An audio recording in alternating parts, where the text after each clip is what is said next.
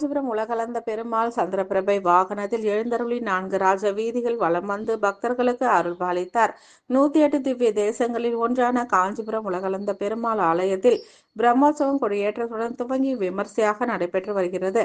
இதில் அனுதினமும் பெருமாள் காலை மாலை வேளைகளில் பல்வேறு வாகனங்களில் எழுந்தருளி ராஜ வீதிகளில் வலம் வந்து பக்தர்களுக்கு அருள்பாலித்து வருகிறார்.